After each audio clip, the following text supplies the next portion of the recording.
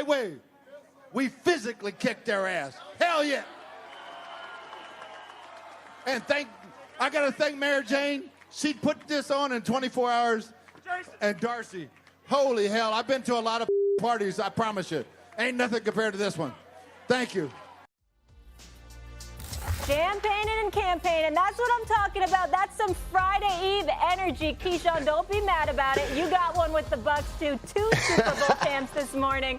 Keyshawn getting set down there from Florida. Teddy Bruschi also with me here. Good morning, gentlemen. I'm Molly. We got a whole lot to get into, and obviously Stephen A is off today. So we're going to dive right in. No off season in the NFL. Everyone goes to Florida to retire, right? Or unretire. Tom Brady. Bruce Arians stepping down as coach of the Buccaneers and will move into the front office role. Defensive coordinator Todd Bowles will take over as head coach. His new job title will be senior football consultant. Despite multiple health scares throughout his career, Arians, 69, said this move was in no way motivated by health issues. Arians and the Bucs had been working on a succession plan the last several weeks, and Arians informed players and members of his coaching staff of the news prior to the team's announcement. Arians went 31-18, great record, 3 seasons with the Bucs, and of course winning that Super Bowl #7 for Tom. Bruce saying this: I wanted to focus on what I can give back to this incredible game that has provided so much for me and my family. I really began thinking about my personal transition plan earlier this offseason. I wanted to ensure when I walked away that Todd Bowles would have the best opportunity to succeed. Tom was kind of the key when Tom decided to come back, and all of these guys back now. It's the perfect timing for me to just go into the front office and still have the relationship that I love. Tom Brady, ahead of his 23rd season, posting this. Thank you, BA, for all that you have done for me and our team. You are an incredible man and coach. It was a privilege to play for you. You are a true NFL legend and pioneer for all the work you have done to make the league a more diverse and inclusive culture. Teddy, what's the impact of Arians' retirement? And Key, we got you. Good. Well, I think the first thing I'd say about Bruce Arians and his retirement was echo what Tom Brady says. I mean, congratulations on 50 years, almost 50 years in the coaching profession. I think he was on Bear Bryant's staff coaching running backs. The guy's seen a lot of football. He's won championships, and he has been the leader in being inclusive and diverse staffs. So first of all, well done with that, and congratulations to BA. I think the second thing is this: the Tampa Bay Buccaneers, like BA said, they're left off in a great place. I mean, this is almost seamless. Todd Bowles is someone that can take the reins and they can be a championship contender once again. But this team, the way BA left it, Tom Brady coming back, a lot of the free agents coming back, this is a good football team that's going to contend for a championship again. Keith? Yeah, the thing is, I get it. It's a great opportunity for Coach Bowles. I love the fact that BA stepped down to give him this opportunity, because you practice what you preach.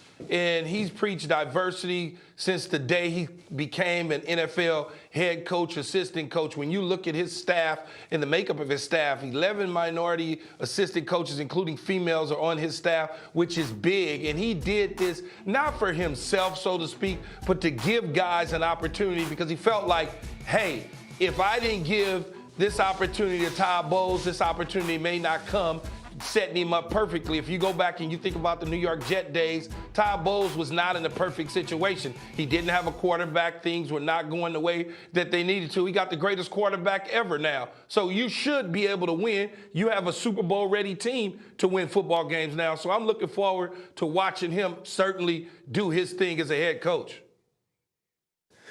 And I think that, I mean, there was speculation about Tom Brady and how the loose culture, that initially something he had to get used to in terms of, I think we all remember that first year when Tom Brady had that blow up on the sideline with them when they were playing the Chicago Bears, and him not knowing what down it was, that type of frustration boiling. Tom got used to that culture, but still there was a part of him that really wanted to get back to a little more disciplinarian. I'm not saying that he wanted BA out of there, but But I'm saying this, with Todd Bowles coming in, I think there's more of a similar culture and a similar way of doing things, more closer to the vest with Todd Bowles, the type of head coach that he can be. So maybe this is even a greater situation for the Buccaneers and Tom Brady sort of coming back to win another championship. Key, real quick, before we get into the debate here, I just wanted to get your thoughts on this. Obviously, we know there's a paucity of African-American coaches in the NFL. Now there's 3. Well, obviously, with this one, Todd Bowles, we have 4 now. But what does this mean when Bruce Arians essentially said, you know, he wanted to leave the team to him where the cupboard isn't bare, where it's a team that's ready to win? Because we know that hasn't been the situation in the past for many black coaches when they get opportunities. You know, Molly, the only coach that can come to mind that resonates is Mike Tomlin when he took over for Bill Cowher. It was a perfect situation. He went in there with a big-time situation where he can succeed, and the rest has been history. He's won a Super Bowl, been to another Super Bowl, and when you look at many black coaches and their opportunities that come up, they go to places where they can't succeed, and before you know it, they're fired just like that. A year or two in the making, they give them a 1 or 2 year run, and we've seen it in recent history here with Coach Culley in Houston, and you just can't win. So he's putting him in a perfect situation, as I said before, having a Super Bowl ready team now and giving them a 5-year deal the Glazer family did. So I'm looking forward to him having some success and possibly taking his team to another Super Bowl. Yeah, another reason to applaud Bruce Arians. All right, Teddy, let's go on the field now. Tell me this. Who is the team to beat now in the NFC? Because I feel like all we're talking about these days is the AFC with all the moves they've had there. Yeah, they've had the free agency explosion in the AFC, but in terms of the NFC, you know, I was on the Green Bay Packers just a few weeks ago, but things changed in this crazy NFL offseason, and with them losing Davante Adams, I got to go back to the Los Angeles. I love the signing of Allen Robinson. I still think their defense has Aaron Donald, the best finisher in the league. I just think Matthew Stafford also in that second year, the pressure's off. You win a championship, and the Bucs are up there in my opinion, but I think the Los Angeles Rams, you know, with all those playmakers they have there, they're the favorite in the NFC. Yeah, you know, Molly, Teddy, I certainly agree with you to a degree about the Rams because they're Super Bowl defending champions. But then I look at the Green Bay Packers because the Packers, yes, they lose Davante Adams, they lose MVS, they lose St. Brown, Equinemius at the skill position as receivers go. But the division puts them in a much better situation than the Los Angeles Rams. It's a cakewalk as far as I'm concerned within their division because of Aaron Rodgers, the Minnesota Vikings, the Chicago Bears, the Detroit Lions. And as I know, as a receiver, a quarterback is our best friend. That's why you're always hearing us complain about quarterback. Get us the football. Well, you can roll a receiver in with Aaron Rodgers, and Aaron Rodgers knows how to get them the damn football, and they can be successful. And I think as long as Aaron Jones is doing his part, Joe Barry and that defense is doing their part, this will be the team to watch out for in the NFC. I'm just curious as how much frustration there will be. I mean, at times when you say Aaron Rodgers can get him the football, he can, but if that receiver is not in the right place or he's not doing what he's supposed to do, he doesn't have Davante Adams, who had probably close to 100 more targets than the next player on the Green Bay Packers. So now he has to distribute more, which means I need more of a relationship with all of you guys. What if that can't be developed? That's the only thing I'm worried about there, Key. Yeah, and it's something to be worried about. But here's what I would say, Teddy. Right now in college football, even high school, the passing game is ridiculous. They throw the ball all over the lot. And when you have young receivers, as we've seen an influx of young receivers coming to the National Football League and light it up, whether it's Justin Jefferson, whether it was a young Michael Thomas from the New Orleans Saints, or some of these younger guys, the DK Metcalfs, that have come into this league and taken it by storm at the receiver position because they're used to running routes, used to getting open, having quarterbacks tell them what to do. And I think Aaron Rodgers understands that he has to be patient with a young group of receivers. Plus, on top of that, there are some veterans that's out there. There's guys like Will Fuller who can take the top off of it. There's guys like Landry who's still looking for a home. There is a guy like Julio Jones that can still play if healthy. So I think they have options out there for them to fill that void to some degree. Yeah, as long as they got that mental toughness. I would lean toward veteran receivers because the younger they are, they grew up with Aaron Rodgers, a poster on their wall, and when Aaron Rodgers tongue lashes them for running a bad route or gives them that look, that's when you got to test the mental toughness of a young receiver. So we're going to see. Yeah. Hey, we got to see if the Packers can get past the Niners. I mean, Shanahan's had their number. Finished last season with a 10-7 record, only to get blown out by their rival Buffalo Bills in the wild card round. That marked the third straight year the Patriots have failed to record a playoff win, a record owner Robert Kraft isn't too thrilled about. It bothers me that we haven't been able to win a playoff game in the last 3 years.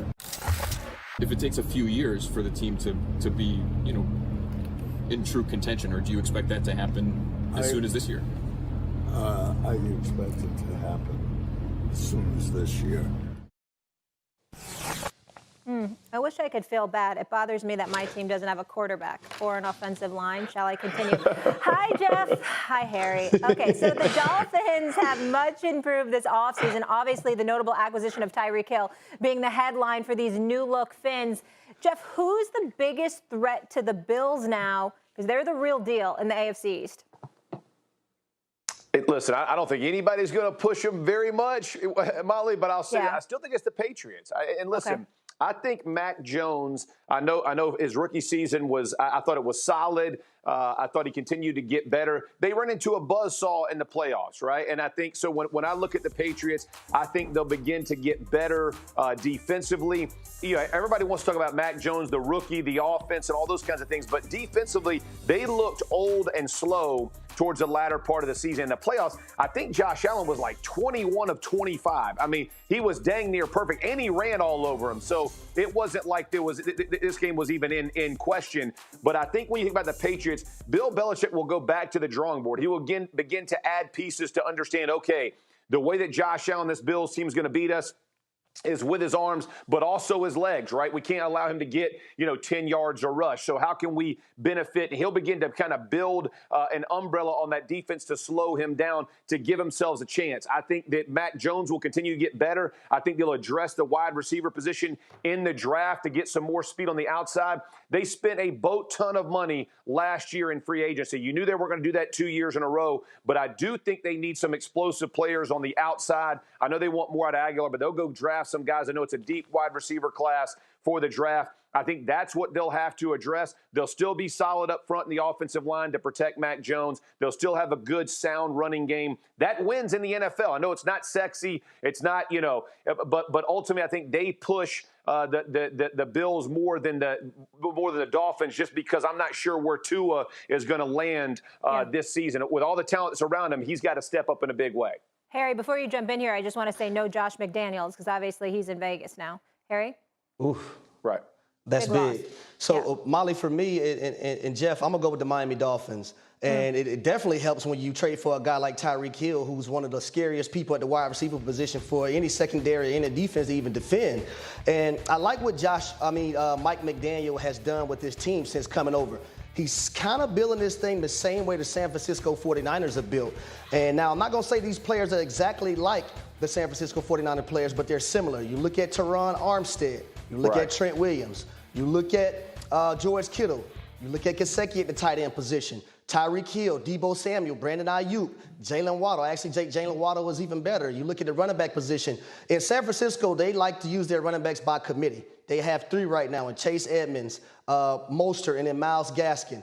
And then you look offensive line-wise. You brought in Connor Williams as well. You still have Austin Jackson that you drafted.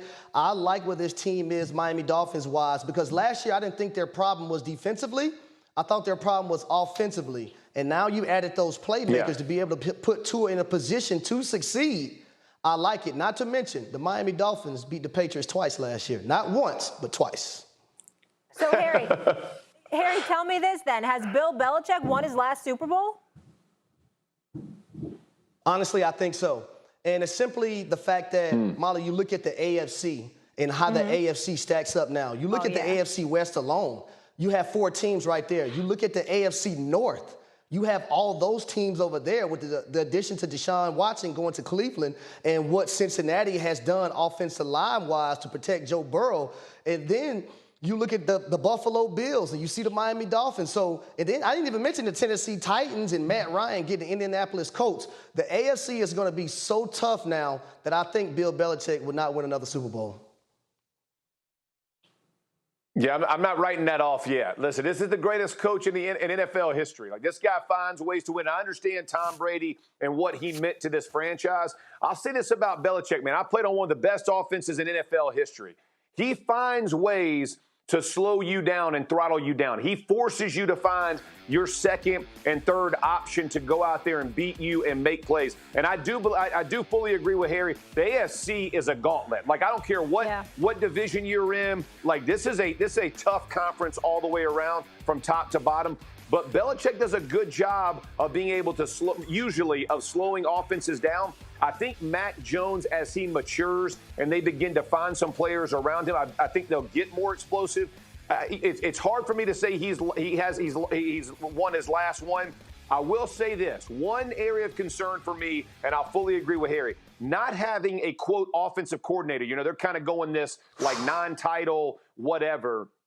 I don't know that there's someone on the Patriots staff right now that's called offensive plays in a game. That's a concern for me for a second-year quarterback. So I'm not sure exactly how they address it or somebody gets named. But that to me will be how the Patriots get back in the mix of the Super Bowl, is being able to do kind of what the Dolphins did for Tua, for Mac Jones, surround him from some explosive playmakers, that the ball doesn't have to travel 20 yards. The ball can travel 4 yards, and they take it 20 yards. That's what I would think that New England Patriots are going to try to do to keep themselves in this arms race that we call the AFC right now.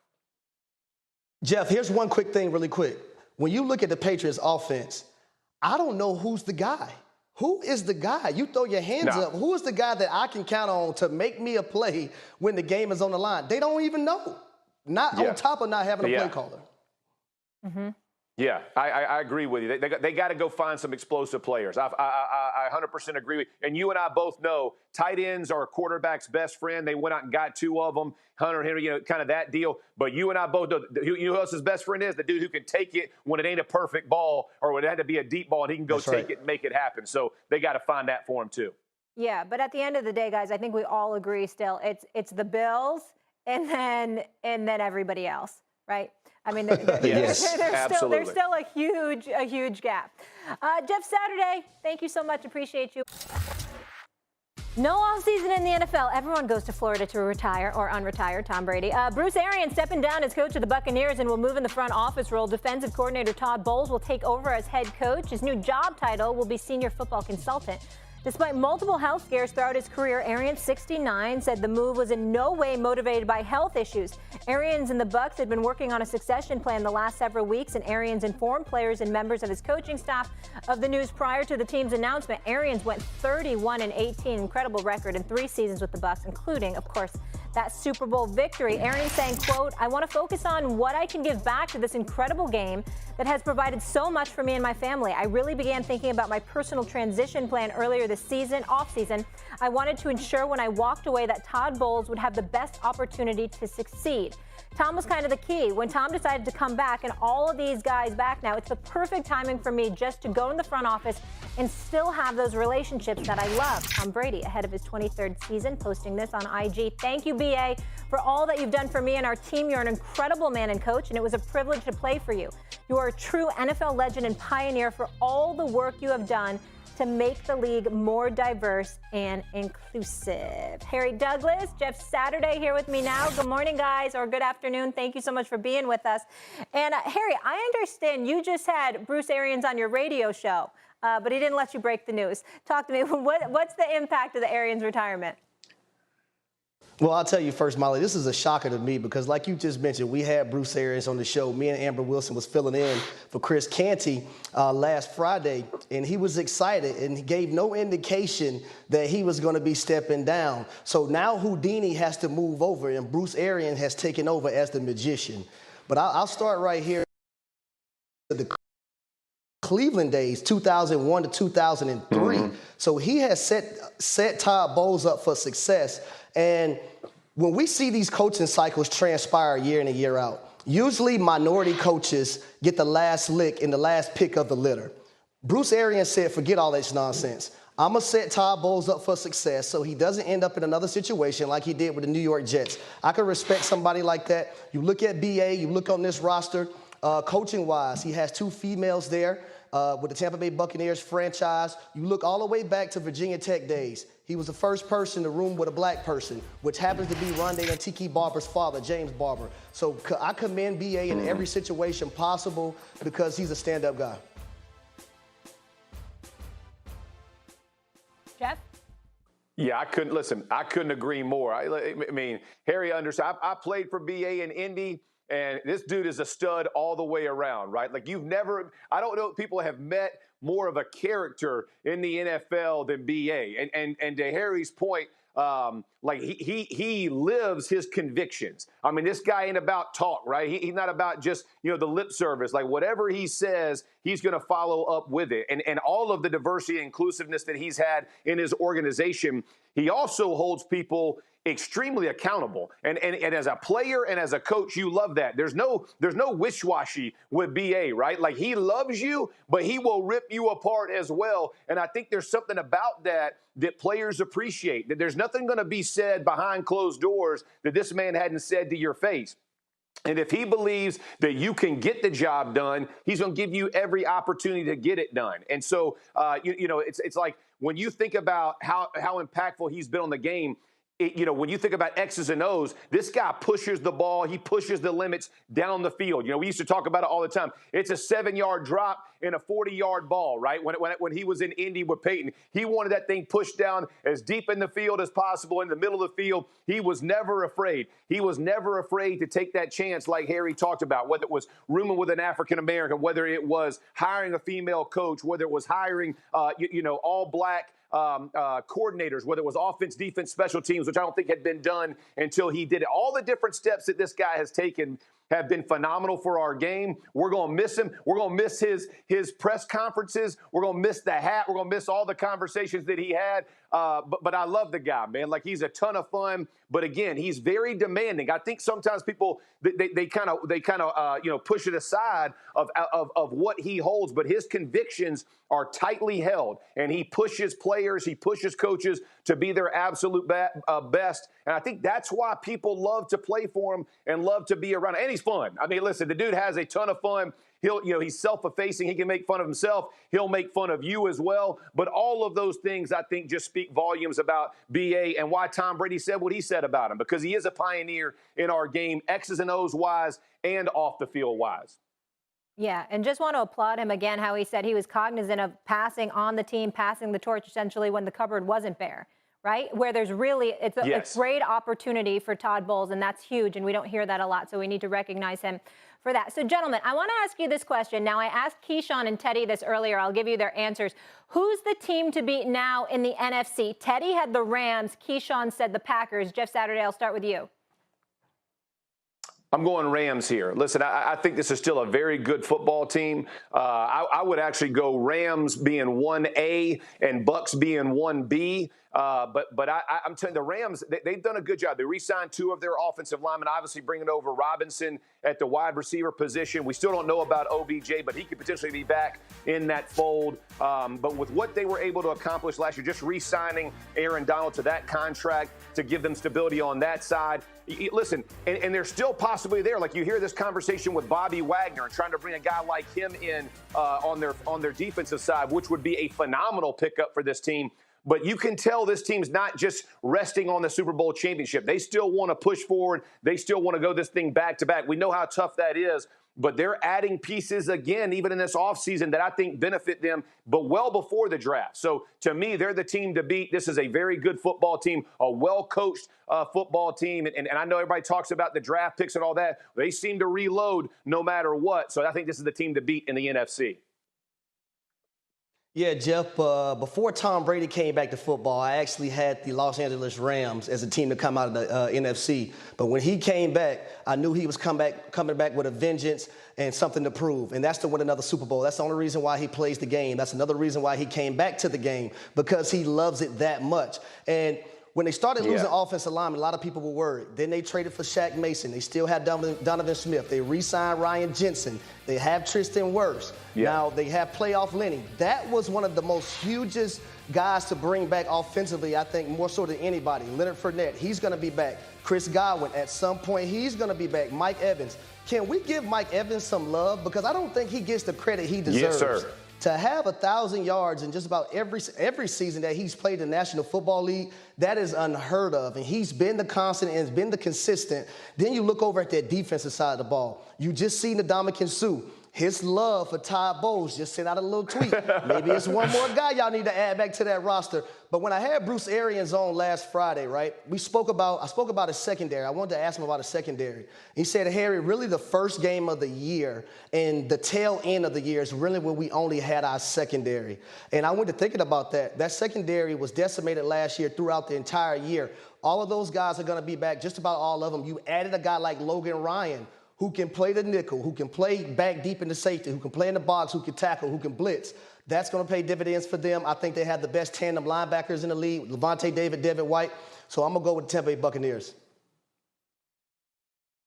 Listen, again, they're 1B to me. Here's the one thing I would say.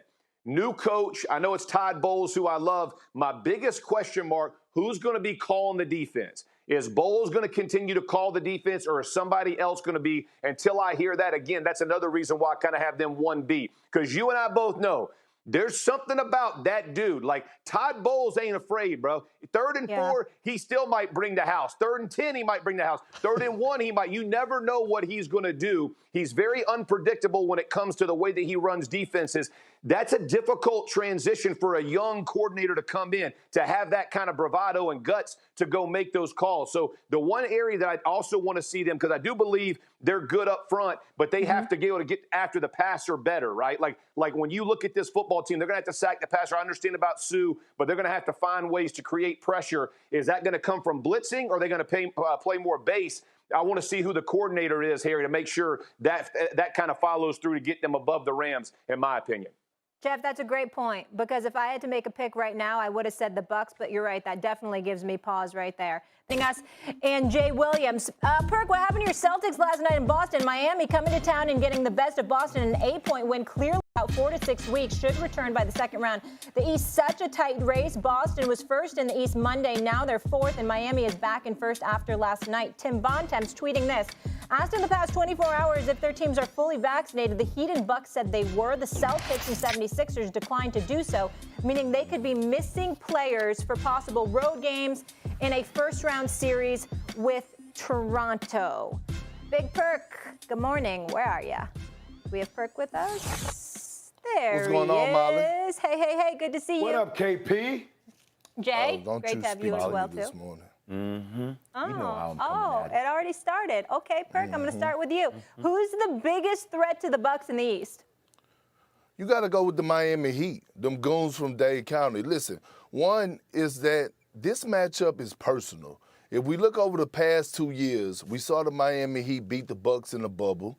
We saw last year the Bucks swept the Heat. And now the Heat are healthy. Matter of fact, they stole one of their players in P.J. Tucker.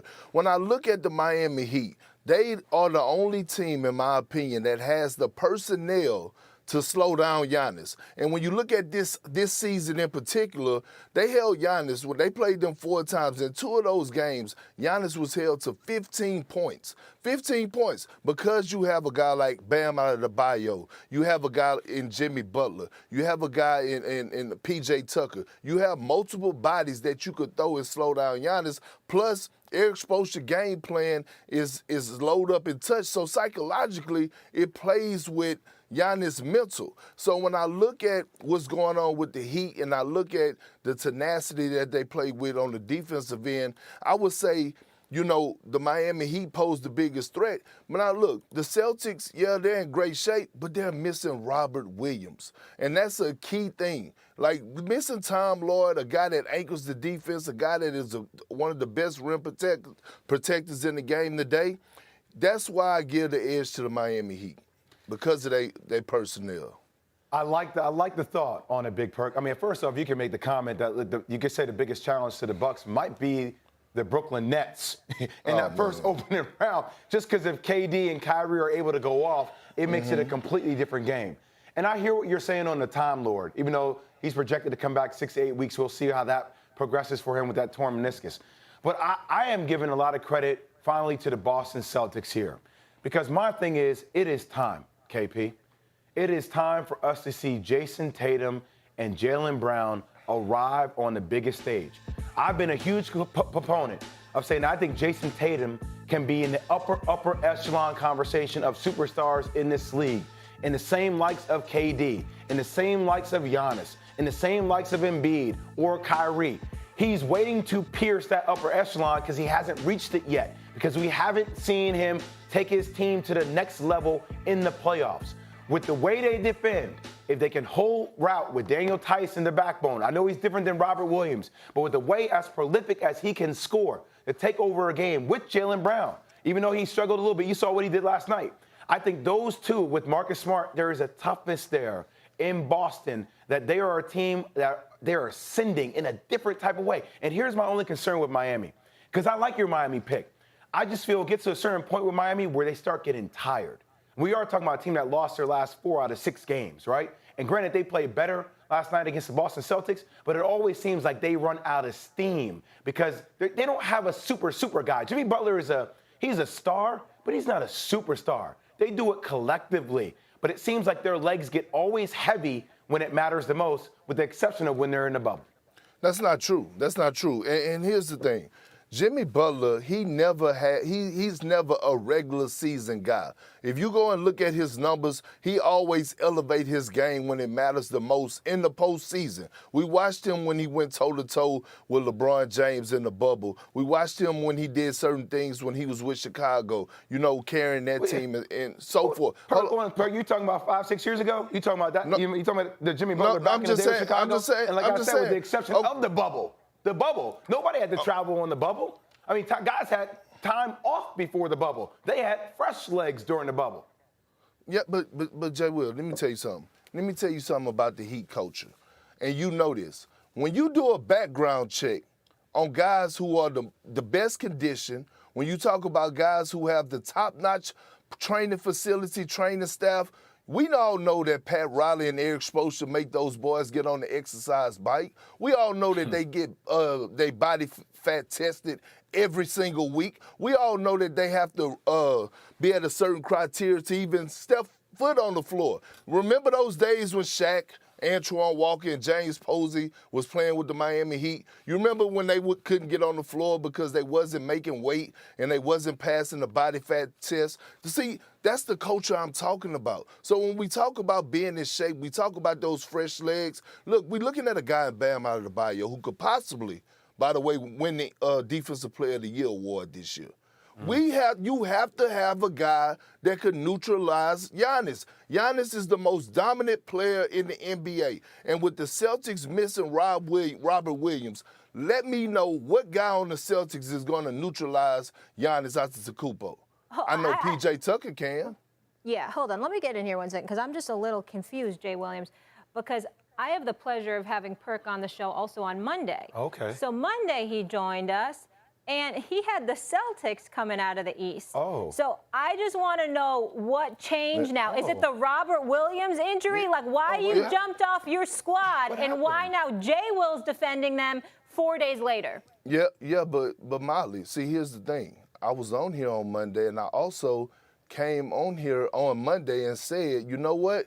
I'm going to have to change and go with Tim Legler. You remember me saying that? You remember I said I had to roll with the Bucks coming out of the Eastern Conference because I broke the news on First Take that I was looking at my social media and I saw that Robert Williams had tore his meniscus. Do you remember that, Miss Molly, since you want to jump in the middle of it? That must have been in like the H block, and I had already tuned you out by then. So.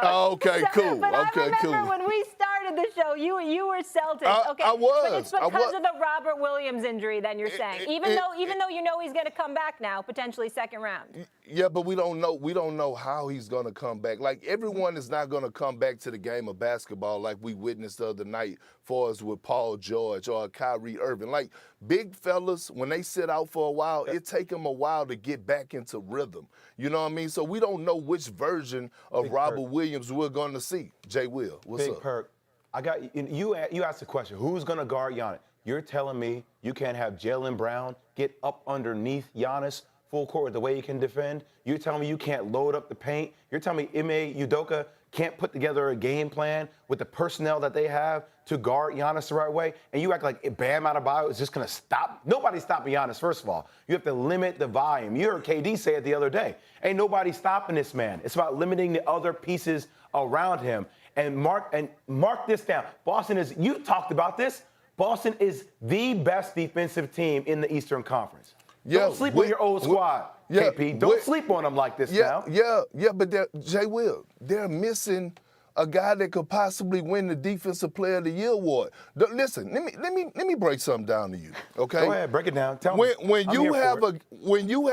I see you, I know. When you have a guy in Robert Williams that protect the basket the way that he does, it allows Jason Tatum, Marcus Smart, and Jaylen Brown to be aggressive on the wing position defensively, because you know you have one of the best rim protectors in the game. Without Robert Williams, you're not allowed to be that aggressive. And now what you're doing is this. We talk about fresh legs. Now we're talking about you asking Jaylen Brown to go out there and stop Giannis Antetokounmpo, guys that weighs heavy on you every single possession, and then go on the other end. It takes a team. And by the way, would the Boston Celtics see the Milwaukee Bucks in the first round, Perk?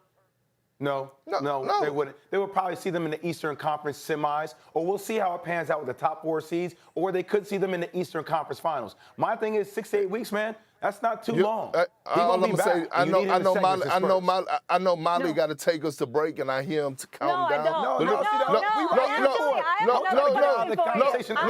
done with you. Answer him, though. Yeah, go for it. No, because you remember, Jay Will, two years ago, you and I were sitting up here, and I tried to warn you about them goons from Dade County. You remember that? You remember when I tried to warn you when we were sitting on the ghetto? Are we still talking about the bubble? It's basketball. We keep talking about the bubble. It's basketball. So it was basketball, but there were no home and away games. So we now it's still 94 feet. The goals are still 10 foot. So now we're downplaying that. Okay. Can I go? Oh. Are you? Do you go if you have something. No. I just have something else because I'm confused again. So okay. Oh, so my God. wait, hold on. So Get him, Molly. Get him. On Monday. So you had the Celtics, Big Perk, my guy, on Monday. And then you broke the news, Adam Schefter style. I appreciate that, Robert Williams. And then you said, okay, so then you said you joined forces with Tim Legler, right? And Tim Legler had who out of the East on Monday? He had the Milwaukee Bucks. Okay, but today you have the Heat. No. Molly, yeah. I've been doing this show long enough, and that's a nice try. I still have the Milwaukee Bucks winning the East. Your question was, and it's right here, I'm looking at it right on my teleprompter. Yeah. Bigger threat to the Bucks, Miami or Boston. That don't mean that I'm picking the Miami Heat or the Celtics. We're saying who's the biggest threat. I still have the Bucks coming out of the East, so it's a nice try, Miss Molly, but I'm on you. Consistent I'm on your heels. She's wearing Bucks colors for you. I'm on you too. I'm on you too. Okay, we'll keep it going, guys. Speaking of the Bucks, they're at the Nets tonight with a full-time Kyrie. Bucks 1 game out of first in the East, while the Nets find themselves squarely in the middle of the play-in tournament, trying to stay out of the 9th seed. Jay Will, this should be easy work considering Brooklyn has the most skilled duo of all time. Right, Jay Will? Right. I'm not betting against the most lethal, the most skilled duo the game of basketball has ever seen. Let me just say that. The most skilled duo the game of basketball has ever seen. You're telling me you're going to bet against Kyrie and KD going off for 40 or 50?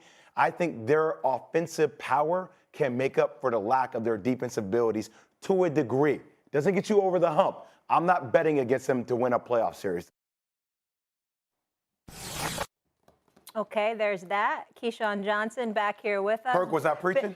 Big Perk still What here, up, too? Perk? Man, my IFB tripping, man. It's driving you nuts, huh, Key? Key, you'll be tiebreaker. Don't worry about it. You get that straight. Perk, I'm going to start with you. KD and Kyrie, talk to me. Are they the most skilled duo ever? You know what? They are the most skilled duo ever. When we talk about KD and Kyrie, we're talking about two of the most skilled players to ever touch the damn basketball. I do not disagree with Jay Will one bit, but I do disagree with him for us talking about winning a playoff series, especially if they have to go against the Milwaukee Bucks, because this is a team game. And remember, much as we talk about Giannis Antetokounmpo, when we talk about the Milwaukee Bucks, we still got to talk about money-making Middleton. And we still got to talk about Drew Holiday, one of the best perimeter defenders, if not the best perimeter defender in the game today. We saw what he did to CP3 and Devin Booker last year in the finals. We saw what he did to him. So I do agree with Jay Will for us them being the most skilled duo of all time. But for us, when we get to these playoff series and he talk about he's not willing to bet his money or whatever or go against them, I disagree wholeheartedly. Well, you're taking the complete extreme opposite side of it, saying they're not. Are you saying they're not going to win a playoff series without even knowing where the top 4 seeds are going to be? Is that what you're prognosticating here? I just want to make sure I'm clarifying that for the public. You heard what I said. I didn't stutter. I just want to hear you say it again. Stutter. So you're projecting, like J.J. Redick, that they're not going to win one playoff series. So if they happen to see the Philadelphia 76ers, KP, let me talk to you. You are my brother. We both know KD to a degree. You know him better than I do. You're telling me that as a betting man, Kevin Durant, the beef that is there on the court with Joel Embiid, we've seen it in these colossal matchups they had with Kyrie, that you wouldn't think for a second about betting with KD and Kyrie over Joel Embiid and James Harden, understanding how that whole thing went down, understanding how James Harden decided not to rock with KD and Kyrie and force his way out of Brooklyn, understanding how Joel Embiid and KD bark at each other. You're telling me, from somebody who knows Kevin Durant very well, that in that moment where it becomes street ball, where it becomes Rucker Park, you're in my face, that wouldn't bring the best out of Kevin Durant or Kyrie Irving? We've seen them rise to the challenge. So you're saying they're talking about Milwaukee. We don't know what the top 4 seeds are going to be like. These 4 teams within 1.5 game of each other for first place. We got a lot of basketball left to play, brother. Okay, so let me answer your question. First of all, you got your turtleneck pulled up so high. I'm want you to not pull it up a little high and pull it over your mouth and zip it up while I get to talking right now. Okay. Go ahead. Here's the thing. All right. Just like you're watching the Brooklyn Nets and where they're going to fall at. First of all, they have to get into the playoffs. Understood. You don't think for 1 second those other 4 teams are watching? I just witnessed the Boston Celtics sit Jaylen Brown, Jason Tatum, and Al Horford against the Toronto Raptors in Toronto when they knew they were going into a playoff atmosphere, when they just captured the number 1 seed, meaning they could have had home court throughout the Eastern Conference. So I say that to say this. We're going to see over the next week and a half or 2 weeks, we're going to see a lot of guys, especially from those teams in the top of the Eastern Conference, all of a sudden have a sore thumb and a sore ankle. Perk. You know why? You know why? Because, listen, they're going to position themselves where they don't have to play the Brooklyn Nets in the first round. And I guarantee you, me knowing Doc Rivers, playing for him for 8.5 years, he might be one of those coaches and one of those guys that start to rest Embiid, start to rest James Harden, so they don't have to match up with the Brooklyn Nets. You're suggesting that Doc Rivers is running away from a challenge of guarding KD and Kyrie? I'm suggesting that. That's what you just said. No. But I'm telling you is this: if you're a coach, you want to put yourself in the best position possible to be successful. That's what I'm telling you, Jay Will.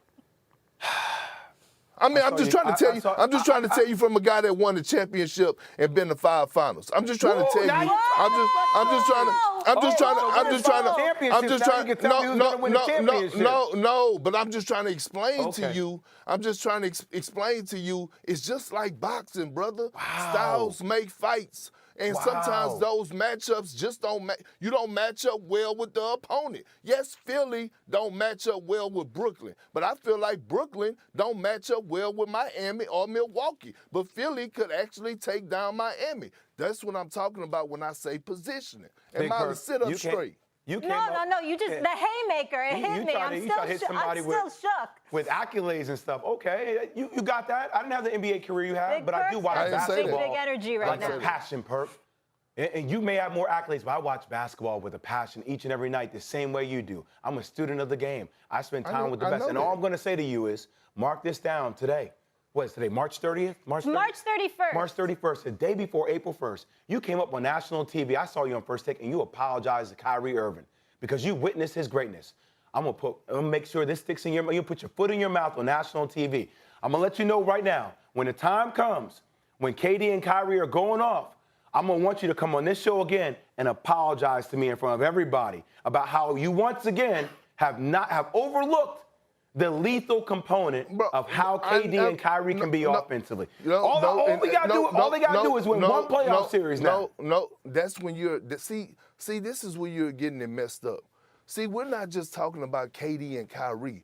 Basketball is a team sport. I'm talking about the Brooklyn Nets. No, I'm talking about the Brooklyn Nets. I'm looking at Andre Drummond who can't guard a pick and roll. I'm looking at a Claxton who can't guard a pick and roll. I'm looking at the others. I don't have faith in Bruce Brown. I'm sorry, I just don't. That's what I'm looking at. So when certain situations, like if you get into a matchup with the Milwaukee Bucks and all of a sudden we see Drew Holiday neutralizing a Kyrie Irving, if that may happen, or we see Kevin Durant and Giannis going head to head, you still got Chris Middleton, who's going to be the guy. Giannis would have to guard Kevin Durant, though. You know that, right? Giannis would actually have to guard. Did Giannis guard Kevin Durant last year? No, that was PJ Tucker. Did Drew Holiday neutralize Kyrie Irving? No, he didn't. Before Kyrie got hurt. He got hurt. He got hurt, but Kyrie, they were putting on work before that. I'm telling you what the sample size was last year, watching it. We were both watching it together. So you have to give history of him neutralizing Kyrie when that's never been the case. Well, first they got to get in. So, they got to get in. Yeah. Like I said, you don't know what the seating is yet. You can hold on to that comment. I'll hold on to it for you. Just to get it on the record, though, in terms of duos, who would you rather have in the postseason? Is it KD, Kyrie, or Giannis Middleton? I say KD, Kyrie. Big Perk, where are you? I am not about to sit up here and disrespect the Finals MVP. I'm going with Giannis Antetokounmpo and Chris Middleton. I am. I'm going. Are we talking team now, Molly? We just talking about duo. I just want to make sure. I mean, it was duo in the postseason. That was the question. Perk will tell you. He reads the topic bar for me and clears it up. Big Perk. I have love and respect for Giannis. I think he's the most dominant player in the game. But you're telling me you're putting Chris Middleton on par with Kyrie Irving? Even if KD and Giannis cancel each other out, which I think KD's the best player in basketball. Would you disagree on that? No, I don't disagree. So if KD's the best player in basketball and him and Giannis, who wins that head-to-head matchup? Listen, Jay Will. Okay. That answers it for me. Thank you. Chris Middleton, you're telling me he's on the same par with Kyrie. I'm talking about duo one for one right now. Which duo would you rather have? Listen, I just told you, and here's the point why. Let me tell you something about Giannis, man. Giannis has gotten to the point where he's unguardable. He is unguardable. All that loading up and things to that nature, that's not working no more. I agree. And now he's shooting that three ball with confidence. I'm watching him shoot those mid-range, those turnarounds over both shoulders. We already know that he's going to rebound at a high clip. We already know that he could get out and transition at a high clip. Now he's not afraid to go to the free throw line. I agree with and you. Actually knock down free throws. So they cancel each other out. So you're telling me that you take Chris Middleton over Kyrie Irving? All I'm saying is this. Who's the best team? No. Don't say all. No. Would you take Chris Middleton over Kyrie Irving, KP? It's that easy. Jay Will. Yes or no, brother? We talking about the combination of the two. But Jay Will, let me ask you a question. Molly, let me ask you this too. Since you over there siding with Jay Will, okay? No, I was going to wrap this up nicely once you guys let me. Who's the best team in basketball right now? The Suns. Phoenix Suns. Okay, the Phoenix Suns, right? The Phoenix Suns. You want to say who the second best team is? Hold on. The Phoenix Suns were up 2-0 last year on Giannis and Chris Middleton.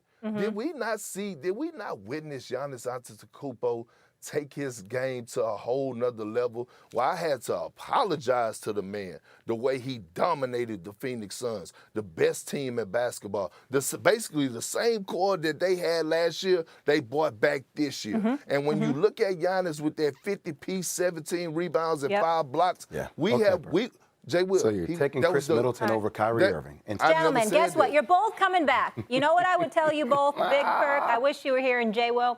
I have a big family. I'm the youngest child right now. I'd say to everybody, let's get together, group hug. Let's hug it out right now. Let's just have a big. No, I know it's love, but I'm just telling you that's what I feel like right now. Let's just have a big group hug, team. All right, let's just hug it out in the commercial. Duke, Jay, talk to me. I'm going to get the bio comments on Twitter from my own home. It's just tough, RD. How do you not tell the truth? How do you not tell the truth? How do you not tell the truth? Or you don't tell the truth. The reverse. So which is it? Who are you picking? I picked Duke, obviously. You picked Duke. There you go. Oh, I love messing with them. Oh, I love messing with y'all, BC. I love it so much. Carolina blue. Let's get it. I maybe had a starter jacket in those colors back in the day. Everything on the show. Ooh, I just hate that color. I hate it. I despise it. Do you really hate it, though? Really? I mean, not really. I mean, but yeah, exactly. This weekend I do. All right. Vince Carter, so great to have you with us. So fellas, here's what we're going to do. We're going to do a little all-time list. You know how Stephen A. does his A-list? Okay. This is your all-time list, and I'm here for all of it. Jay, Will, you're up first. Give me your Duke all-time starting 5 and tell us why they'd win. Okay, so I picked VC, the most lethal Duke team I think that would give y'all the biggest problems. Yes, I put myself on the list. I mean, I got 2-time National Player of the Year. Nothing wrong with that. I have to do that, BC, because I'm trying to win. I'm trying to win this game. I got Kyrie Irving. I think Kyrie Irving, even though there's a short sample size, he's one of the most lethal offensive players Duke has ever seen. He's one of the most lethal offensive players in basketball, period. And then we got G. Hill. I mean, G. Hill, when he came in the league with Detroit, before he had his injury, he was the one, VC.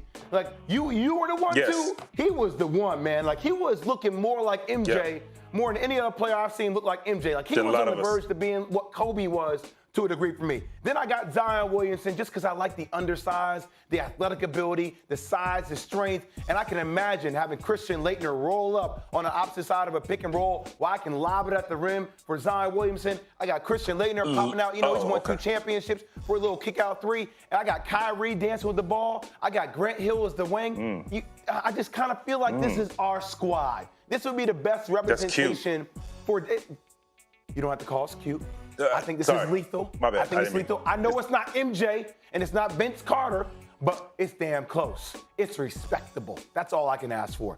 Touche. It is respectable. It is. That's the word I'm looking for. It is respectable. Very respectable. Can we put up my list now? Yes. Vince, take it away. The floor is yours, Vince. Tell me, you got the greatest player of all time. It's kind of unfair. I'm being honest. Tell us why your team's going to win.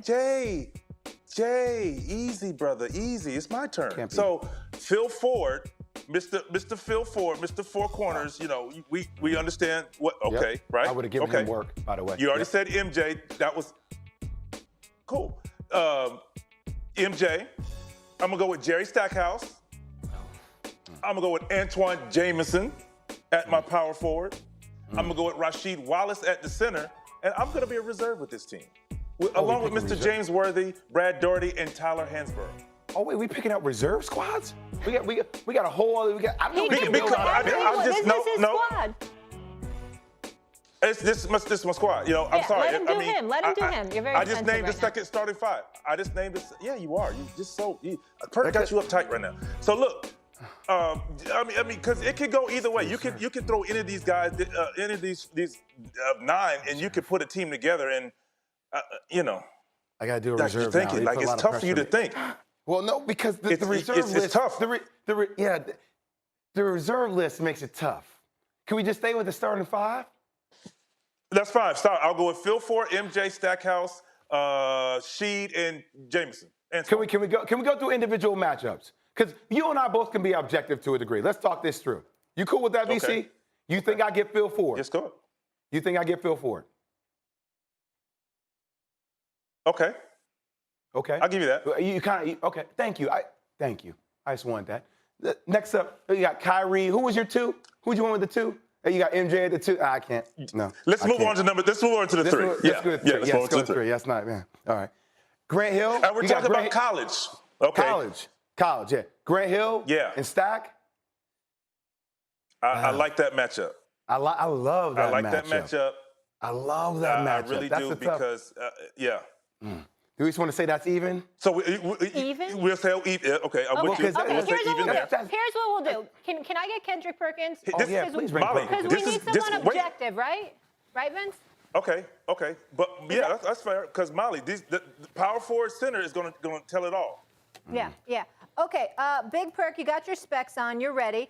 First, we're going to talk to me about this all-time list. Who's better and why? And then we'll get into the actual game happening Saturday night. Perk, where are you? Well, I'm right here, Molly. First of all, I'm a little disappointed in Jay Will for leaving J.J. Redick out, right? Because we all know, I didn't go to college, but I watch a lot of college basketball. And in order to win a championship, you have to have elite guard play with elite shooting. And I'm surprised that Jay Will didn't pick J.J. Redick on the side of him, knowing what he did for the University of Duke, knowing the buckets that he put up at the three-point line. Like a guy that could give you space to operate. Thanks, VC. So that's the first thing. So second thing is this, okay? All right, I'm going with VC on this one. I'm going with VC on this one, all because he got Michael Jordan. See that no, it ain't no see Trump nothing. card. You can't. He has Michael Jordan, and I just don't know at that point during those during that collegiate time, or we're not talking about what they did in the NBA. We're talking about what they did at the college level. I just don't know what guy was going to stop Michael Jordan at that time. That's the only reason I'm giving a slight edge to VC. But Jay Will, I'm very disappointed at you for leaving J.J. Redick out. I was thinking about how we provide matchup nightmare issues for them. That's why I went with the 2 guard. You know what I mean, Perk? No. Either way, we losing the 2 guard spot, Perk. It don't matter if I put JJ. It don't matter if I put Kyrie. We losing it. It's MJ. Nobody winning that spot. Mm-hmm. But I mean, it's close though. I said the slight edge because of what you did at Duke. You know what I mean? Like Jay Will, what you did at Duke, you were. He made a little noise. No, he made a lot of noise. He made a little noise. No. He made a lot of noise. I mean, I wasn't doing windmills and he made a lot of like noise. VC and dunking over people. Yeah. You know, like he was dunking on a 5-foot rim, but I was all right. Yeah, he made a lot of noise, okay? Let's not, Jay Will's arguably the best college player to ever touch the damn basketball. Let's talk about this power forward position. Okay. Let's talk about this power forward position. Zion versus Antoine Jameson. Yeah, that's it. I'll wait. I mean, listen. I gotta go VC, Twan. VC, I gave you the slight edge. I gotta go Twan. No, I know. Okay. I go Twan. All right, let's go to the 5. Leitner, who was your 5? Let's go to it. Rasheed Wallace.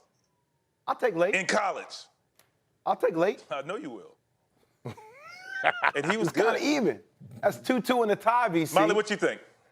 I'm going to go exactly with what Perk said. It's MJ is the trump card of all. It's like don't even try. And Jay, I know I'm stretching, but what am I supposed to do, VC? I'm proud of you though. You really sold it. No, you really sold it like a politician, even though you didn't believe it. I'm sweating in my turtleneck. Perk was on him in the A block. There was a lot happening here right now. But let's talk about Saturday night. Yeah. Okay. Tell me why Duke wins. Because VC knows this. They took our soul. They took our. You came into Cameron Indoor Stadium. Oh, it's so personal. You came into Cameron Indoor Stadium. Oh. They got me with the meme. Ate your heart. They got me with the meme. First off, embarrassing, but fine. We should have called a timeout. It's okay. And y'all took our soul. I'll give it to you. I'm seeing assistant coaches running on the floor, dapping people up. I know what the rivalry means. We got Chris Carrawell not shaking Hubert Davis's hand. That was a low blow. That wasn't right. What's that about? I understand, but yeah, that was wrong. But you know what? I think you guys gave us the best gift you could have ever given an individual because you did take our soul that night. And now I think we're all grown up. And now I think there is so much. BC, you know about this. This is just not a game. There have been so many times where North Carolina has been unranked and Duke's been ranked, bad. and y'all smack us, and vice versa. So for me, the reason why I said this is the biggest college basketball game I think we've ever seen is because it means so much. And plus, I am separated by this man by 9 miles. Do you know how many North Carolina fans work at Duke? You can't run. BC, we used to go to the same barber shop. You ain't running away from this ever. It's going to follow you for the rest of your life. Ever. Yep. VC, who you got? Man, Who's winning Saturday? Who? Come on, Yeah. now, Molly. Don't. I mean, say why. I'd rather you just ask me why. Okay, why? Yeah, why? I mean, Tell me why Carolina's going to win. I think I think we have a chance. We figured out the formula. You know, for us, we can't foul. We have to dominate rebounding, and we have to guard. If we stay in front of those guys, we have a chance because we're playing 6 deep, maybe 7. So that 7 that we're playing has been playing great basketball, and that was the formula to win at Duke. We were able to guard and rebound, and then Caleb Love, when he gets rolling, oh my goodness. When Manic gets to shooting the 3, oh no. And if we miss, if Baycock rebounds, we can win the game. But if we don't do those things, it's tough. VC, can we make it better on national TV? Yeah. If you guys lose, you have to wear a Duke baby bib and a Duke pacifier. What? Yes. And come on this Whoa, show. that's with next me and Stephen A. level. Yeah, come on this show with me and Stephen A. and say, Duke, you're my daddy. Oh, my goodness. Tell me you accept this, VC. Hey, let's get it. Hey, here's what's crazy. Here's What's crazy about TV. Here's what's crazy with TV. He ain't gonna we got to go to a break shortly. So no. We'll discuss the bet, but wait. Are you backing? Yeah. You backing down? Are you backing down? You backing? Thank you, No. KP. You backing down, VC? I'm taking a bet. I'm taking a bet. You scared? You see what you scared? You're not getting Duke is my daddy. You scared? Hey, VC. I'm not saying I Duke want is to my say daddy. one thing. VC, I am with you. There is no way on national TV, I don't care how hard I ride for my team, that I'm wearing a bib with a pacifier and calling someone daddy. You say, no, Duke, you're my no, daddy. That's all I want. Daddy? What that mean? No Bro, you're wildin'. shot. No Why shot. am I I don't care wildin'? what This the is a odds real are. bet. There's no way. I'm just trying to get it popping. Yeah. What's up, VC? We can, but bruh, some more realistic let's- arrangements. Get out of here. I'll Come hit on your now. phone, brother. We're talking grown men. I'll hit your phone. Does best. Austin Rivers was given a technical foul and ejected for not elbowing Lance Stevenson last night, who sort of did a good sell job. Perk, your thoughts on this one? You know what? It's ridiculous, and you know you got to go back to the reviewing thing. And I know everybody don't love it, but it got to have some type of consequences. The league have to have some type of consequences for the officials. You can't be fooled by this and kick a guy out the game. This is ridiculous. This is a bad look for the league, and it shouldn't be tolerated. Yeah, guess what, Big Perk? Austin Rivers co-signing after the game, tweeting this. Never in my life have I been thrown out of a game for something so ridiculous. Seriously, never. The league's gotta look at this one. We'll keep it going here, guys. No surprise, but the Grizzlies clinched the number 2 seed in the West after narrowly beating the Spurs last night by 1 point. The Grizzlies improved to 19-2 without Ja Morant this season. Meanwhile, the first-place Suns won their 9th game in a row, defeating the Warriors on the road last night. That win, number 62 for Phoenix this season, matching a franchise record. Devin Booker recognizing the significance of that feat. It means a whole lot.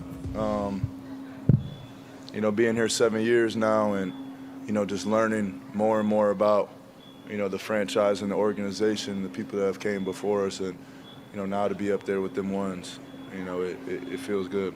Obviously, I'd like to get a championship to go along with that, but that doesn't diminish anything that we've done.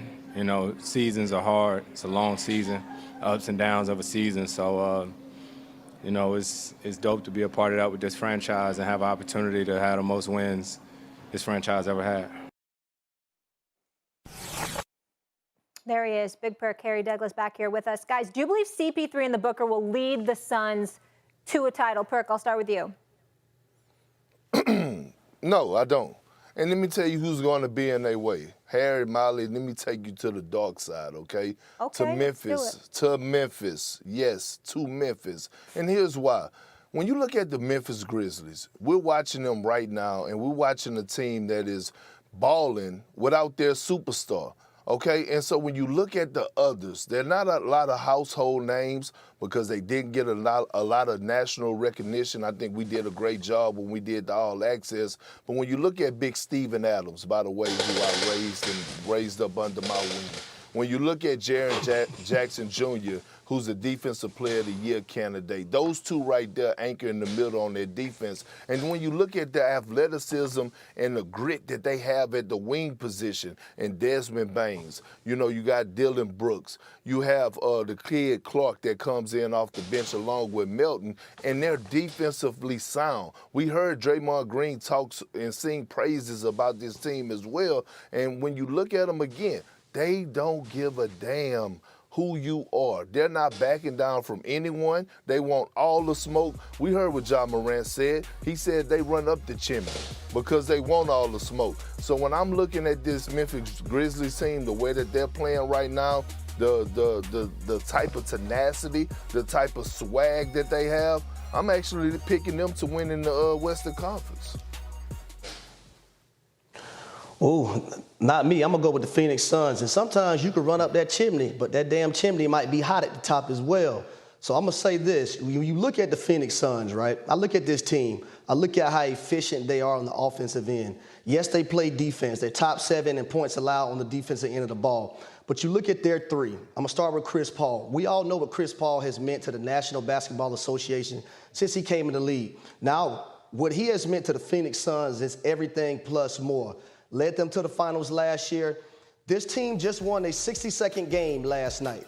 That ties a franchise record, and they have multiple games to play this year. Now I'm gonna go to Devin Booker. Perk, just 5 days ago, you tweeted that Devin Booker has entered the MVP conversation. Not over Embiid though, not over Jokic, but Devin Booker is playing a brand of basketball right now where he gets in his sweet spot and he gets in his zone. He can't be stopped. And then you look at DeAndre Ayton. I look at the 2 games that they played this year against each other. DeAndre Ayton didn't play any one of those games. And the Phoenix Suns won the first one, and then John Morant came with a basket at the end to win the last one. That's important. Then I look at a guy like Mikal Bridges, who played at Villanova under a guy like Jay Wright, won a national championship. He can defend. Not only can he defend, he can get you buckets. I love what Jay Crowder brings to the table as well. Defense, hitting shots sporadically when he needs to. But then Cameron Payne, I think this is an important piece right here. Cameron Payne, when I looked at Cameron Payne play the last few years, he was a guy that was just looking offensively to score. This year, I think he has more of a grasp on the offense, facilitating and scoring when he needs to score, but making sure guys are still getting involved. And I ain't even mentioned Cameron Johnson yet, a guy coming out the bench. He's still hurt with that thigh right now, but when he comes back, I like this Phoenix Suns teams and what they're going to present in the playoffs and making it to the finals. Well, Mr. Harry, I'm so thrilled and happy that you actually follow my Twitter and bringing up receipts, because if you would notice, if you would have known that I actually been tweeting all year long that a certain someone from the Memphis Grizzlies should have been in the MVP conversation or has been in the MVP conversation, and that's Ja Morant. A guy that actually could be the face of the NBA. A guy that before he got injured was averaging almost 38 points a night, giving people that work, okay? And when you talk about Cameron Payne, I'm not taking anything away from him. I think he does an excellent job as far as when he comes into the game, facilitating for the Phoenix Suns as a backup PG. But you know who is actually the best backup point guard in the NBA right now? And I have the stats to back it up. It's Tyus Jones. Tyus Jones, a guy that just dropped 25 last night, a guy that is leading the league for his efficiency, assist to turnover ratio. So when we talk about certain things, this is why I jump off the porch and I'm willing to bet everything that I have on the Memphis Grizzlies, because they have the personnel. They're committed. Yes, everybody keeps saying they're young, they're not experienced, but I always have to keep telling people it's okay to be young, but they have old souls. And when you have a team that don't care who's in front of them, when you have a team that carries that much swagger, talk that much noise, and back it up on top of that, let me tell you something. I saw a picture of Steven Adams. It was 35 degrees outside. Matter of fact, it was colder than that. He walked outside and got off the bus, and he had some open-toe sandals on. You got to be afraid of a guy that's willing to do something like that. I'm just trying to explain something to you. They have this nastiness about them, man, and they have this certain type of mentality that is dangerous. Now, look, I believe that this is going to be the Western Conference Finals matchup. I think it's going to be the Phoenix Suns against the Memphis Grizzlies. But, boy, when they come to the dark side, it's going to be something. Because I went to the game about a week ago, and I saw Kevin Durant drop 35, 11, and 8. And I saw Kyrie Irving have 43 points in that same game. And guess what? They lost. They lost to the Memphis Grizzlies without Ja Morant. I just think at the end of the day, experience and the Phoenix Suns being there a year ago and this year, their mindset is a lot different, right? They was just trying to get there last year. It was a surprise to them. Now they got that year under their belt. They're coming to make noise this year. They're here to stay. Okay. Yeah. I'd like to see CP3 get a ring. I just want to get it on the record because I don't want to mischaracterize anything that Big Perk says. So right now, Big Perk, it's March 31st. It's Thursday. 11:24 a.m. Eastern, where I am. I'm not sure where you are right now. So you have the Grizzlies and you have the Bucks, correct? Yeah, yes. Write it down, take a picture, and you know the rest. Yes, I have the Grizzlies and the Bucks, so you can carry on. Yeah, take a picture of it. Okay, we'll go to break. Coming up here on First Take, Bill Belichick, you're getting your rest because we cannot wait for Monday. All right, the Sixers lost a close win to the Bucks Tuesday night thanks to a game-saving block by Giannis on Embiid off a missed James Harden three-point attempt. The Sixers currently sit third in the East, tied with Boston and Philly, just 2 games back of first-place Miami. Good news for the Sixers. They get the lowly Pistons tonight. It's not all sunny in Philadelphia since James Harden won his first 5 games with the Sixers after joining the team. Over his last 11 games played, the team is now 6-5 and lost their last 2 with Harden shooting under 40% from the field. Perk and Harry back here with me. Oh, Big Perk, Big Perk, Big Perk. I just want to know, do you have any concerns, sir, about James Harden come postseason, playoff basketball, which you are very familiar with? You know what, Molly? The one thing that I hate to look is dumb, okay? And I done came on here and I done said that James Harden and Joel Embiid could possibly be the next version of Kobe and Shaq. And Joel Embiid has lived up to that thus far. Not postseason, but James Harden hasn't. And look, we all know what James Harden is capable of doing. We watched him lead the league in scoring for, consecutive years while he was in Houston. We watch him, win the MVP. But do I have concern? Hell yeah. And let me tell you why. I'm not the only person that's in the NBA world that have concerns about James Harden. When you talk to former players, those old school guys, right? When I had those conversations, the conversation is brought up, does James Harden really care? And they don't question his love for the game because he has never cheated us when it comes to the regular season and his availability. But when it comes to the clutch time in the postseason, when it matters the most, or when it comes to him having to go toe-to-toe with elite competition, he always shies away from the moment. And to top it off, not only does he shy away from the moment, it's after the game would end up happening. We see him with Lil Baby. We see him with Big Mills. So one question is, do he really care? And that's a bad concern to have, and that's a bad picture to be painted about yourself. So when I look at what's going on right now, James actually have an opportunity to change that narrative about himself this season. Again, he left KD and Kyrie to go team up with Joel Embiid because he said that he wanted to go be with a team that had the same agenda as him, and that was to win a championship. So now he has to prove it. But yes, I have concerns, and I don't have concerns about James Harden for his talent. I have concerns about James Harden for does he actually care? See, I have concerns too, Perk. And I'll take it all the way back to the fact that you look at all the guys that James Harden has played with. All the guys who are going to be in the Hall of Fame one day.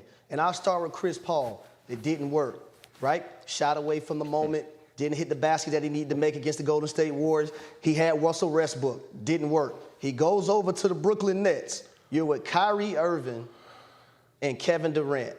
You left that team. Now you go to the Philadelphia 76ers. First of all, you can't keep running. At some point, you got to stay somewhere. You got to stay put and play basketball. But I'm going to bring up some games, Perk, and I wrote them down because I wanted to make sure I was on point. When they played the Phoenix Suns, right, James Harden had 14 points. You can't be no damn Robin to Embiid's Batman playing the Phoenix Suns scoring 14 points. Went 2 for 11. Played the Toronto Raptors, went 5 for 12, had 17 points. Against the Nuggets, he had 24 points, but he only had 6 at halftime. Your Robin can't be that guy. One game against the Heat, he did not play. Now, the game the other night against the Sixers, against the Milwaukee Bucks, he showed out. But in the fourth quarter, do you know he only scored 3 points in the fourth quarter? How you gonna win if you the Philadelphia 76ers if your Robin scoring 3 points in the fourth quarter? Well, let me mention Joel Embiid in that same game at the 6:26 mark scored a layup. He didn't score again till 49 seconds left in the game. Hey, Harry, you know what? You didn't want a friend in me. You got a friend in Big Perk for the simple fact that I see you love the game of basketball. And you probably was one of those football players who first love was the game of basketball, like my boy Swagoo. But that's a whole nother story. We'll talk about that later. You played with my brother, Perk. You played with my brother in New Orleans, Perk. Yeah, I did. But listen, here's the thing. Here's the thing about James Harden. I defended him, right?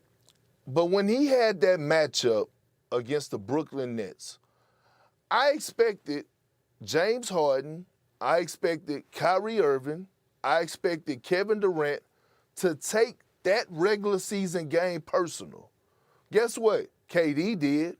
Kyrie did. I mean, Kyrie Irving literally picked up James Harden full court from the start of the game to the end of the game. He took it personal. And so when I see James Harden and I see him in those matchups, and I actually tried to defend him, but I had to think about it, which made me go out and apologize to Kyrie Irving because I thought, Molly, that I thought Kyrie had kind of lost, his passion a little bit for the game of basketball until I witnessed that game in particular. So my thing with James Harden is that you don't want that narrative out there that you don't really have that care or that love about actually winning, that you only want to be a regular season guy that benefit what comes with off the court things, meaning what you do in the regular season, now you could benefit all the extra activities off the court. Like James Harden has to change that narrative about himself. And that's not just with me. That's not just with you. That's not just with Harry. That's what all the former NBA players are saying about him at this moment. Perk, you mean like loving what the game brings more than loving the game, kind of? We hear that a little bit in football. Yes. But I want to ask you this, Perk, and I guess I'm kind of being Monday morning quarterback at this point because Ben Simmons hasn't played. But now, looking at how things panned out, now that we will have a full-time Kyrie in the playoffs, do you think it was a mistake for James Harden to leave? Because he could have been playing with a full-time Kyrie and KD. No, you know why? Because of the position that Philly is in. Like, they're still at the top of the Eastern Conference. Like, the Brooklyn Nets still have a lot of things that they have to figure out. I mean, they actually still have to make the playoffs, and I think their journey will be a lot tougher. But you're still playing with Joel Embiid, a guy who I feel like is going to win the MVP. So, no, I think James Harden actually made the right decision. It's just on him to elevate his game and step up to the plate to deliver on why he made the decision. That's what I'm saying. I don't think it was a mistake. Harry? And Molly, when this trade happened, everybody was jumping on that wagon. I went on the show with Chris Canty, and I said, no one's talking about what if it doesn't work. How we just assume that it's gonna work. And then I said the other day while I was watching the game right against the Bucks, and one thing I pointed out when this trade was made is that James Harden can't get this ball to Joel Embiid with 5 or 6 seconds left on the shot clock because he's not that kind of player. Joel Embiid likes to give you that little fake. He likes to be in his little groove. You got to understand these type of things, man. And then the last play of the game against the Bucks, why are you shooting a 3? You're down 2 points. Put Embiid down there on that block, throw it up. If he gets double teamed, hit the open man, then if it's a 3 open, then you shoot that. But just to go out and shoot a 3 to try to win the game when you're only down 2, I don't know what to think about this Sixers team. But Harry, listen. Daryl Morey brought in James Harden, and the Philadelphia 76ers brought in James Harden, and they traded for him to take pressure off of Joel Embiid. Like, yes, we're asking a lot out of Joel Embiid, and Joel Embiid hasn't disappointed us. He has gotten better year after year. His mindset is there. He wants to win. He tells us how he wants to be the best player in the NBA, and night after night, he actually go out there and make a case of that. And so now when you bring in James Harden, he's supposed to relieve the pressure. James Harden did win the MVP of this league. James Harden is still in the tail end of his prime, but he's still in his prime. So you're supposed to take pressure off of Joel Embiid, not add pressure to Joel Embiid. Guys, before we go to break real quick, because, Perk, I didn't get to ask you this earlier. Saturday night, who you got? Are you going Duke or UNC? I'm going with Duke. With Duke. I feel like right now, you know, with Coach K, this has been his last year. Duke, the way that they're playing with a certain type of passion, the tenacity, I could just feel it. Like, I feel like the locker room is together. And I'm telling you right now, the way that they're scrapping, and they got this game circled for them, right? Because the way that, like Jay Will described how it ended when they did play North Carolina for Coach K last game, I feel like Duke is going to come out on one. And I think Duke has the better personnel, to be honest. Harry, where are you? Yeah, I like Duke. I love the simple fact that on any given night, it can be Banchero, it can be Jeremy Roach, it can be Kills, it could be Mark Williams, it could be Wendell Moore Jr. I like the versatility of those guys, and then they have stepped up and grew up in this tournament and start playing defense, especially when they needed the most. So I'm going with Duke. Big Perk, if you were picking for the women, though, you would obviously go with repeat champion, 14 title, 15 between the men's and women's. You would go UConn, right? I'm just wondering. A Louisville Cardinal wants to know. You know what, Molly? I mean, you probably will want me to sit up here and say I would go with UConn, right? But that's not fair. That's not fair. I'm in a studio. I've got no one. I've got nothing. You know what? But I will say this. South Carolina is playing no games right now, okay? South Carolina is playing some beautiful basketball, but I cannot doubt Paige Buckets. I just want to watch it. I'm not going to pick, but I wouldn't be surprised if UConn and your Huskies win it all. Paige Buckets is just different, okay? All right. I'm told we're up against it, so I can't even make a comment.